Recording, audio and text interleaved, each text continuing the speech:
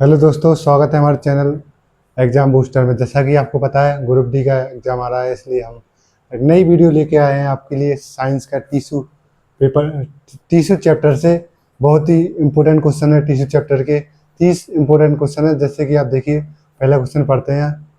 कोशिकाओं के समूह को क्या कहा जाता है? तो ऑप्शन है ए अंग, ऊतक, या अंग तंत्र, या फिर डी जीव। तो क्या कहते हैं कोशिकाओं के समूह को? ऊतक, टिश्यू। हमारे शरीर की संरचनात्मक और कार्यात्मक मूल इकाई, बेसिक यूनिट क्या है? तो क्या है फिर इसमें? ऊतक है, अंग है, सेल है, या फिर ब्लड है? तो यहाँ पे आएगा सेल। क्या आएगा? सेल। ठीक है, आगे बढ़ते हैं। तीसरा क्वेश्चन पढ़ते हैं। ऊतक शब्द का प्रयोग पहली बार निम्नलिखित में से किस वैज्ञानिक ने किया था?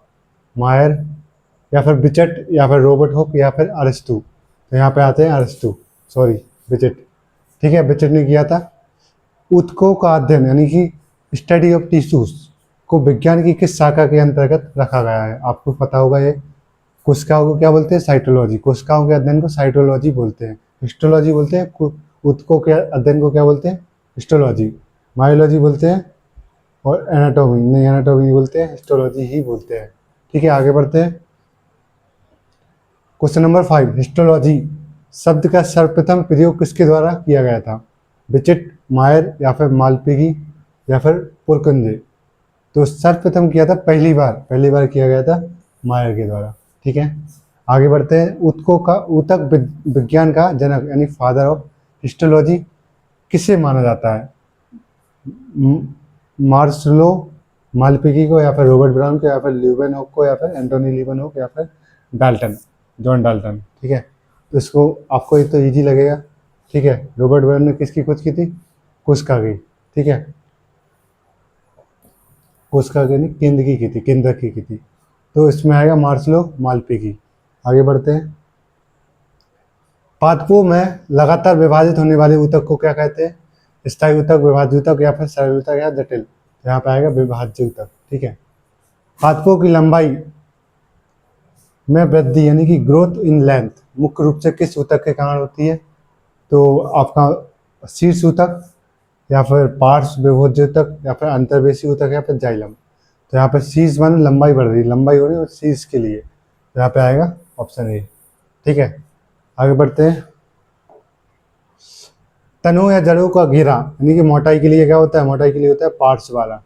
पार्श्व का होता है लेटरल यानी कि पार्श्व मेरी स्टेम। ठीक है, बी ऑप्शन आएगा।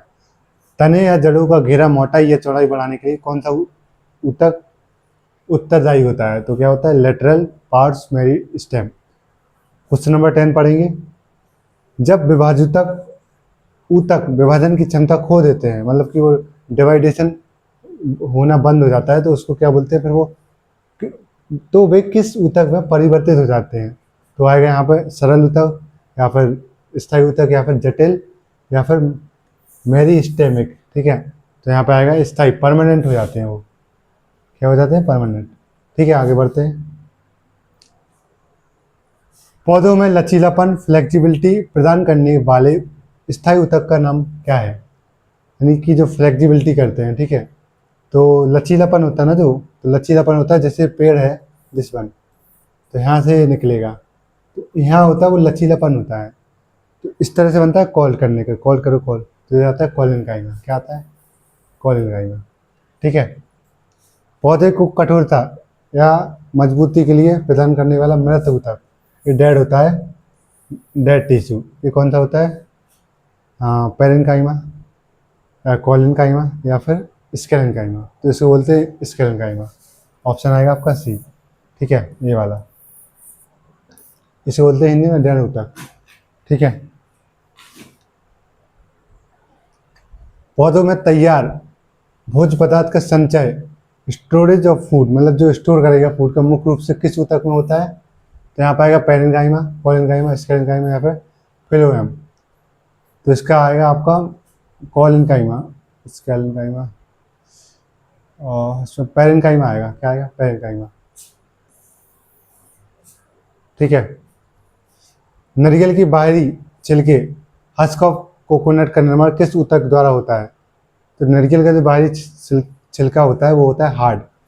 हार्ड होते हैं जो मृत ऊतक होते हैं, ठीक है, डेड, तो आएगा स्केलेटन आएगा, ठीक है।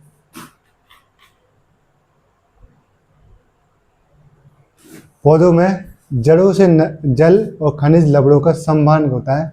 जल का और उसका खनिज का होता है वो क्या करता है, कौन? जाइलम। और फूड का कौन करता है? फ्लोएम, ठीक है। पौधों की पत्तियों द्वारा बनाए गए भोजन का, पौधों को भोजन के अन्य भागों तक पहुंचाना किसका काम होता है? फ्लोएम का। अभी यार बताया फ्लोएम, ठीक है। ये होते हैं परमानेंट टिश्यू। जंतुओं में हड्डियों को मांसपेशियों, बोन ऑफ मसल्स से जोड़ने वाले संयोजी ऊतक को क्या कहते हैं? तो जो जंतु में जो है ना हड्डी है और मांस है, इन दोनों को अलग अलग दोनों चीज़ें हैं, इनको जोड़ने के लिए क्या करेंगे? टाँका करेंगे। क्या टाँका? मतलब कि टेंडम, ठीक है। और एक होता है सेम, हड्डी और हड्डी एक सेम लिंग की होती है, इसलिए हम बोलेंगे लिंगामेंट। याद रखने के लिए ये अच्छा वे है, लिंगामेंट। सेम हड्डी एक ही लिंग की है, तो हड्डी लिंगामेंट, और उसमें टाँका लगाएंगे तो टाँका मतलब टेंडम, टेंडम मतलब कंडेरा। नेक्स्ट बढ़ते हैं आगे। मानव शरीर में त्वचा के नीचे पाए जाने वाले वसा, फैट यानी एपिडर्मस टिश्यू को मुख्य कार्य क्या होता है? और जो चर्बी होती है वो किस लिए होती है? वो होती है आपको सर्दियों में बचाने के लिए, तापमान को नियंत्रण करने के लिए, ऊष्मारोधन, ठीक है, शरीर के टेम्परेचर को बनाए रखने के लिए होती है। नेक्स्ट क्वेश्चन है अपना 20 नंबर का, रक्त यानी कि ब्लड और लसिका, लिम्फ को किस प्रकार की श्रेणी ऊतक में रखा गया है? तो लिम्फ है जो ये बहती हुई है, क्या है? तरल है, तरल, लिक्विड फॉर्म में है। ब्लड है या फिर आपका लिम्फ है तो वो आएगी तरल, कनेक्टिंग टिश्यू में आएगा। क्या कनेक्ट करता है पूरी बॉडी को, पूरी बॉडी में है, यहाँ से लेके यहाँ तक है पूरा, इसलिए बोलेंगे connecting tissue, liquid connecting tissue. आगे बढ़ते हैं। तंत्र का तंत्र यानी कि नर्वस टिश्यूज की कार्यात्मक इकाई निम्नलिखित में से कौन सी है? मतलब कि उनका यूनिट क्या है? जैसे कोशिका का क्या है? कोशिका क्या है? शरीर का यूनिट क्या है? कोशिका। वैसे ही ब्रेन का क्या होता है? न्यूरॉन, ठीक है। नेफ्रॉन होता है, ये होता है किडनी का, क्या होता है? किडनी, ठीक है। साइटोन क्या होता है? साइटोन ब्रेन का एक हड्डी होती है, और एक्सोन जो ब्रेन उसी में साइटोन में आता है, साइटोन का ही भाग है एक्सोन, ठीक है। मस्तिष्क एंड मेरुरज्जु यानी कि स्पाइनल कॉर्ड मुख्य रूप से किस ऊतक के बने होते हैं? तो ये तो सिंपल है अपना, मस्तिष्क और ये तंत्र का तंत्र, ठीक है। ये इसमें विभाजन नहीं होता है। हमारे शरीर में ऐच्छिक यानी कि जो मूवमेंट करती है, वॉलेंटरी मूवमेंट को नियंत्रित करने वाली पेशी कौन सी है? तो उसको करती है, पेशी होती है जो कंकाल, क्या करती है? रेखित कंकाल पेशी, ओके। आगे बढ़ते हैं। हृदय की भित्तियों में पाई जाने वाली ऐच्छिक पेशी को जीवन भर बिना थके कार्य करती है, क्या कहलाती है? तो जो हार्ट की है, जो हार्ट, तो जीवन भर चलता रहता है, हार्ट पंपिंग करता रहता है, तो वो कौन सी पेशी है? वो है कार्डियक। हार्ट क्या होता है? पंप करता रहता है और थकता नहीं है, तो उसकी मसल्स होती है वो किसकी बनी होती है? कार्डियक। वो अलग से पेशी होती है। 3 तरह की पेशी होती है, एक रेखिक, एक आरेखित, मतलब एक वॉलेंटरी, एक नॉन वॉलेंटरी। जिसको हम चला सकते हैं वो हो गई वॉलेंटरी, और जिसको हम नहीं चला सकते, जो हिलती जुलती नहीं है, वो हो गई नॉन वॉलेंटरी। और एक आती है कार्डियक पेशी, ठीक है। आगे बढ़ते हैं। अंगों का बाह्य सुरक्षात्मक परत या त्वचा का निर्माण किस ऊतक से होता है? मतलब कि जो त्वचा है अपनी स्किन, वो किस ऊतक की बनी होती है? तो एक अलग तरह की होती है, 4 तरह की होती है। ऊतक 4 तरह के होते हैं, ठीक है। जिसमें से आपका है उपकला ऊतक, यानी कि एपिथेलियल बोलते हैं इसको, टिश्यूज। आहार नाल यानी कि एलिमेंट्री कैनाल और रक्त वाहिनी, ये भीतरी दीवारें किस श्रेणी में पाई जाती हैं? तो एलिमेंट्री वाली होती हैं, जो होती हैं वो आरेखित होती है, मतलब कि हिलती दुलती नहीं है, और आप इसको कुछ कर नहीं सकते। आप इनको ऐसे बोला हाथ उठाओ पैर उठाओ, वो ये हो गई इच्छिक यानी कि वॉलेंट्री। ये आ गई नॉन वॉलेंट्री में, एलिमेंट्री वाली नॉन वॉलेंट्री। तो आरेखित यहाँ चिकनी होती है वो अंदर से, ठीक है। तो 26 का क्या है? बी वाला ऑप्शन। आगे बढ़ते हैं, 27 नंबर पढ़ते हैं। निम्नलिखित में से कौन सी जाइलम की निर्जीव यानी कि डेड कोशिका नहीं है? बोलर नहीं है, यानी कि नेगेटिव का आंसर क्या होगा?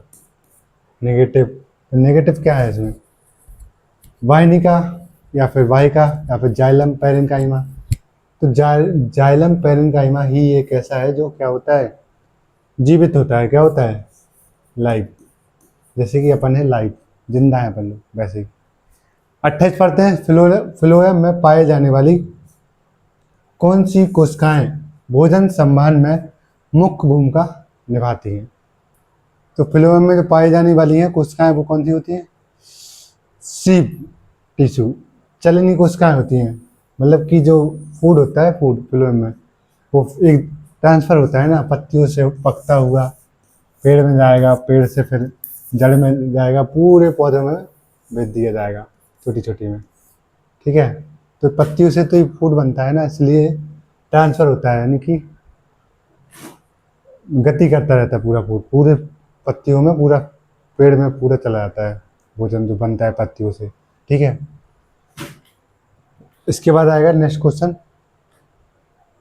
उपस्थि यानी कि कार्टिलेज शरीर के किस भाग में पाई जाने वाली हड्डी है जो हड्डियों को चिकना बनाती है? चिकना कौन सी बनाती है? उपस्थित शरीर के किस भाग में पाई जाती है? ये तो सभी भागों में पाई जाती है उपस्थित। ठीक है, जो कि चिकना बनाती है ताकि मूवमेंट इजी हो जाता है। ठीक है, तो ये आती है, सभी में पाई जाएगी उपस्थित यानी कार्टिलेज, नाक में, कान में, घुटनों में, जहाँ जहाँ मोटी हड्डियाँ हैं वहाँ पर या फिर जोड़ों में पाई जाती हैं। ठीक है, 30वां क्वेश्चन पढ़ते हैं। जंतु शरीर में चोट लगने के बाद घाव भरने में कौन सा ऊतक मुख्य रूप से सहायक होता है? उपकला ऊतक, संयोजी ऊतक, पेशी ऊतक या फिर तंत्रिका तंत्र? इसमें तो कुछ होता ही नहीं है। ठीक है, उपकला हो जाएगा या फिर संयोजी हो जाएगा या फिर पेशी हो जाएगा। तो इसका क्वेश्चन आप लोग बताओगे, ठीक है, कमेंट में। ठीक है, क्या करना है आपको? प्यारा सा आंसर करना है कमेंट में। ठीक है, चलिए, कमेंट करना और सब्सक्राइब करना, लाइक करना। ठीक है, and thank you so much.